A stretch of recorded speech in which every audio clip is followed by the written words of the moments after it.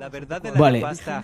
mucho se ha hablado de la Agenda 2030 y vi este corte de Pedro Baños y bueno, como yo soy fan de Pedro Baños y me gusta mucho cómo analiza las cosas, ¿no? El criterio que tiene, el sosiego y la inteligencia que destila. Vi esto, me vi solo un poquito y dije, guau, esto lo tengo que ver yo en directo. Así que vamos a ver qué nos cuenta de la Agenda 2030 Pedro Baños, que no le considero a alguien politizado, creo que es alguien bastante objetivo y que supongo que hará un análisis pues como experto en geopolítica, geoestrategia, que es a lo que se dedica. Agenda 2030. Comienza en el año 2000 con lo que entonces se llama los objetivos del milenio, que se pretendía, empezaba en el año 2000, que para el año 2015 se consiguieran, que eran 8 objetivos, unos objetivos, claro, de lo mismo, que nadie se opone a ellos, a acabar con el hambre en el mundo, acabar con la pobreza en el mundo. Esto es gracioso porque vi a un tío en Twitter pues dándoselas como de muy listo, es que en contra de la Agenda 2030, ¿qué estás? ¿En contra de que se acabe el hambre en el mundo? ¿En contra de que todo el mundo tenga un salario digno? ¿En contra de que no nos carguemos el planeta? A ver, obviamente no, lumbreras, nadie está en contra de eso, está en contra de que te dicen que van a hacer eso para utilizar tu dinero y estafar. O sea, no hay que ser muy inteligente para llegar a esta conclusión, pero hay algunos que se las dan de Illuminatis, ¿no? Obviamente nadie está en contra, o sea, tú estás en contra ¿estás a favor de que se mueran niños de hambre o qué? Nadie está a favor de eso, todo el mundo quiere que eso no ocurra. Otra cosa es que unos no vivamos en los putos mundos de Yuppie y pensemos que con fórmulas mágicas vas a hacer desaparecer los problemas del mundo, porque como algunas personas creen en eso, hay otros muchos más listos que tú, que esos sí que son listos de verdad y que te han hecho creer toda esa pantomima para que tú alegremente les entregues más de la mitad de tu vida en tiempo, energía y dinero para no hacer una mierda en favor de ninguna de esas causas. Bueno, llegó el año 2015 y nos había acabado con prácticamente nada, porque entre otras cosas hay que pensar que en el mundo una de las cosas que se da es lo que yo llamo la simultaneidad de disparidades. Y una cosa es lo que nos gustaría a los occidentales y otra cosa son los estadios de desarrollo en los que se encuentran otros países, que están en otras dinámicas. Correcto. Tema este que yo escuchaba siempre, ¿no? Lo de, pobrecitos en China. Que claro, es que no, es que deberían cobrar más y tal. Fíjate que ahora con perspectiva es bastante gracioso esto, ¿no? Esas gentes siguen pensando pobrecitos los de las fábricas de China, pero si los chinos te compran a ti y a tu familia entera si quieren. ¿Por qué? Porque al nosotros externalizar y ellos al ser gente inteligente, lo que han hecho es ir acumulando, ahorrando e invirtiendo ese capital. Y esa es la diferencia entre China y África. ¿Por qué China es China y por qué África es África? Porque en África está aprobado vuestro modelo, que es el de repartir miguitas, ¿no? Como si fueran pajarillos y los otros a recoger lo que quede. Claro, así los mantienes esclavos eternamente. En los otros lo que hacíamos es invertir en su país, invertir en su gente, invertir en sus fábricas. Y eso es lo que ha dejado allí un montón de valor, un montón de liquidez que encima han utilizado para invertir y ahora mismo ya de pobrecitos nada, ¿verdad? Nadie se acuerda de los chinos en plan, uy, qué pobrecitos. Cuando llega el año 2015 dice, bueno, pues esto no ha servido, vamos a inventar lo que se llaman los Objetivos de Desarrollo Sostenible, que es la Agenda 2030, que son 17 objetivos, que tiene 169 metas. Te lo digo porque si preguntáramos a la mayoría de las personas que llevan aquí el pin de la Agenda 2030, la inmensa mayoría no conocería, vamos, probablemente ni las 17 metas, pero mucho menos, o sea, los objetivos, mucho menos las 169 metas. Lo mismo, en principio, ¿qué te dice? Pues la igualdad entre hombres y mujeres, el fin del hambre en el mundo, el fin de la pobreza, el agua disponible para todo el planeta. Son objetivos que en principio nadie va a estar en contra de eso. La cuestión es cómo los ejecutas. O sea, ahí lo que diferimos no es... O sea, vamos, son mis objetivos eso. A través de la tecnología, del comercio, del desarrollo, que eso ocurra. Eso también son mis objetivos. Lo que pasa es que la manera en la que yo los quiero conseguir es muy diferente de cómo lo quiere conseguir toda esta gente, que es básicamente expoliando. ¿Muy loables? Absolutamente. Pero acuérdate que detrás de estos objetivos loables, como pasa con otros temas, siempre se esconde una intencionalidad. ¿Y cuál es la intencionalidad? Y te lo dicen abiertamente. La intencionalidad es crear un sistema globalismo que no tiene que ver con la globalización, en la de que tal manera que esto sea dirigido por un gobierno mundial no elegido democráticamente, fíjate, donde los ciudadanos que nos consideran que somos eso, como nos están diciendo ahora en los anuncios, derrochones, que no sabemos usar la energía, que no sabemos comer y que nos tienen que guiar poco menos. Entonces, claro, esta es la parte que es muy delicada. Porque, claro, además, fíjate, se dan contrariedades tan enormes que el que lo vea, porque es una crítica, como siempre, casi científica, con muchísimas referencias, de una crítica razonada, no es criticar por criticar. Por ejemplo, hablan de acabar eso con la pobreza en el mundo. Pero a nadie se le ocurre de estas 169 metas decir, oye, ¿y por qué no acabamos con los paraísos fiscales en el mundo? ¿No es lo primero que habría que acabar? Porque ahí es donde está todo el dinero guardado. De los ricos de verdad que no pagan impuestos, por más que nos digan que los van a pagar. Porque ellos ya para eso tienen sus ingenierías fiscales, ¿no? Y ahí, Pedro Baños, cuidado, ¿eh? No puedes cargarte los paraísos fiscales. Bueno, básicamente porque además esta gente obviamente los utiliza. Dentro de la propia Unión Europea, sabes que aquí oficialmente no tenemos paraísos fiscales porque nos dicen que no hay opacidad bancaria, pero tenemos países de baja fiscalidad. Algunos pequeñitos, Malta, Luxemburgo o Irlanda, pero a otros, por ejemplo, como Holanda, que presume mucho de democracia y nos critican a los demás, y resulta que es un paraíso fiscal. Para que veamos, claro, y es parte de lo que la crítica que yo hago, de decir, hombre, primero para eso a lo mejor teníamos que reformar el sistema mundial, antes de buscar esos objetivos que al final a quién perjudican muchas veces, a las clases bajas. Porque no me esperaba esta crítica, o sea, no entiendo por qué quiere quitar los paraísos fiscales. ¿Para dar más poder a los gobiernos y que le quite más dinero? Que te van a imponer, por ejemplo, impuestos por consumir productos que te digan que contaminan mucho, y recordemos que aquí hablamos. Efectivamente, si no existiesen infiernos fiscales, no habría paraísos fiscales. Por ejemplo, Estados Unidos es un sitio con baja fiscalidad muy atractivo. ¿Por qué pasa? ¿Que se quiere cargar Holanda, Luxemburgo, Irlanda, Andorra?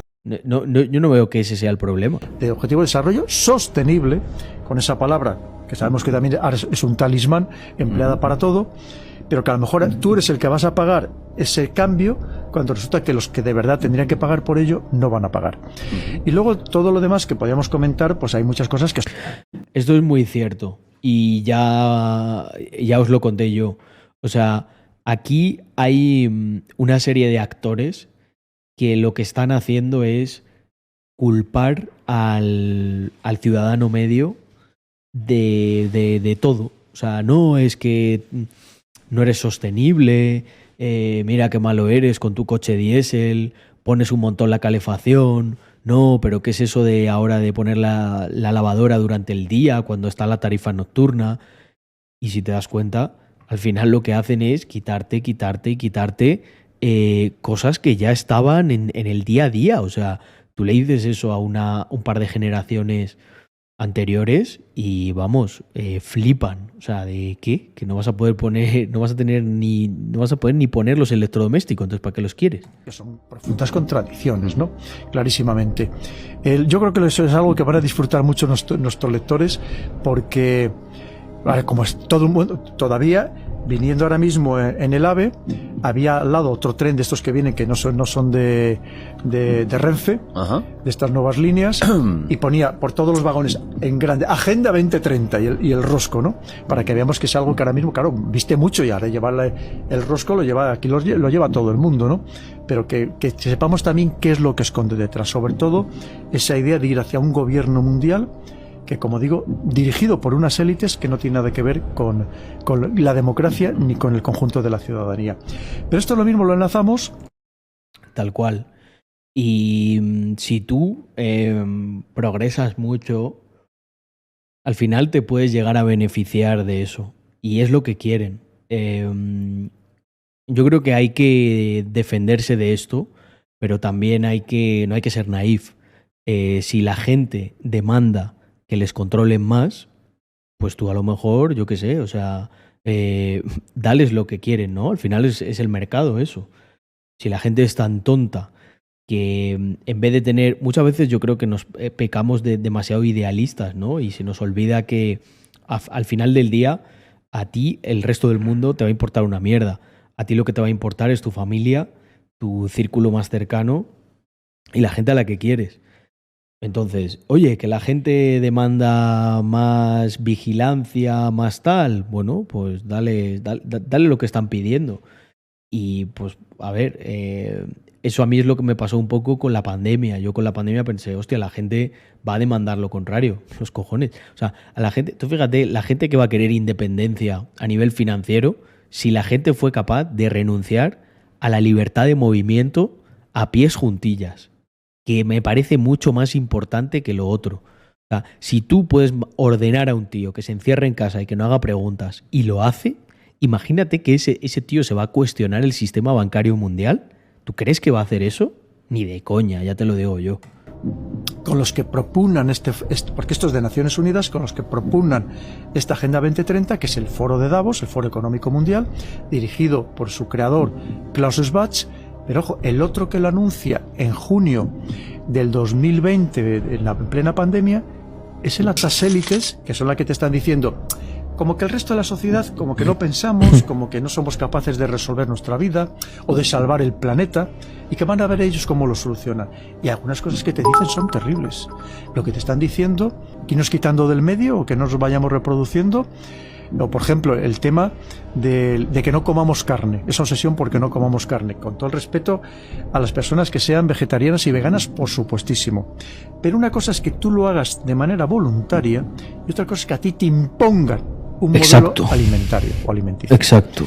Claro, que es lo que a mí me preocupa, Jordi. El mercado no te impone. O sea, el mercado intenta resolver todos los problemas posibles para que si a ti te gusta la carne, te llegue carne de una manera sostenible. Una vez más, me preguntabas por la democracia, porque ya no estamos hablando de que te dejen libertad para elegir, no, es que te están imponiendo todo lo que tú tienes que hacer en tu vida. Tal cual, ¿eh? Culpa de los empresarios, sí. No hace ver que según su lógica deberían acabar con los paraísos fiscales, pero no lo harán, dado que la persona promedio tiene su dinero en el Banco Santander, no en Holanda y en países de baja fiscalidad, efectivamente. Pedro Baños en ese mismo podcast aboga por poner exámenes para votar.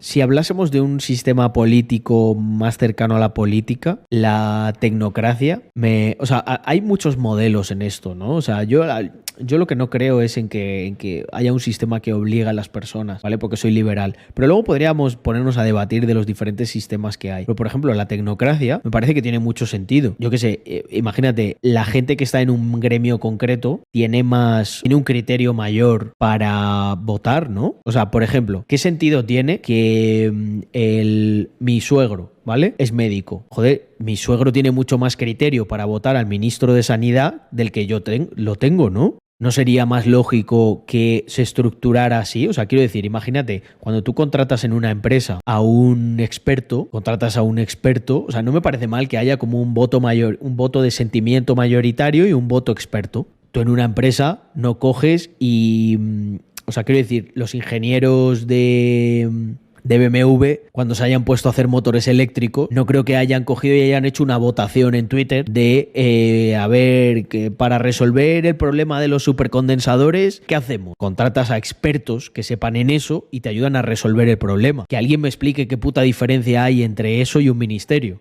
Un ministerio se supone que gestiona un dinero público para resolver todos estos problemas, ¿no? Pues ese es el punto que yo no entiendo. Y en ese aspecto la tecnocracia pienso que funcionaría mucho mejor, porque al final es un experto en eso el que decide y vota. ¿Por qué? Porque tiene más criterio, porque es una cosa que parece que se nos ha olvidado. Lo importante a la hora de hacer una votación es tener cierto criterio acerca de lo que se está votando. Pero es que si os dais cuenta, el propio sistema de la política es un chiste, ¿no? O sea, tú fíjate, ¿qué tienes que ser para ser un buen político? Tienes que ser, lo primero, un muy buen mentiroso, ¿vale? Lo segundo, un psicópata dispuesto a pisar a cualquiera de tus compañeros, a lo que sea. Y tercero, un lameculos de primer nivel para arrimarte a aquellos que ostentan el poder de la manera, pues más, no sé, civilina, para que tú acabes quitándoles ese poder. O sea, fijaos, tenemos a una persona con los 3 skills perfectos para darle todo el poder posible y que nos gobierne. O sea, es que es increíble. Mentiroso, psicópata y mezquino. Es que es un puto chiste la democracia. O sea, es un puto chiste. Pero bueno, es el... Es el mejor sistema posible que tenemos, ¿no? Yo creo que hay unos cuantos posibles mejores, pasando por la tecnocracia hasta cualquier cosa que sea liberalizar y quitar poder.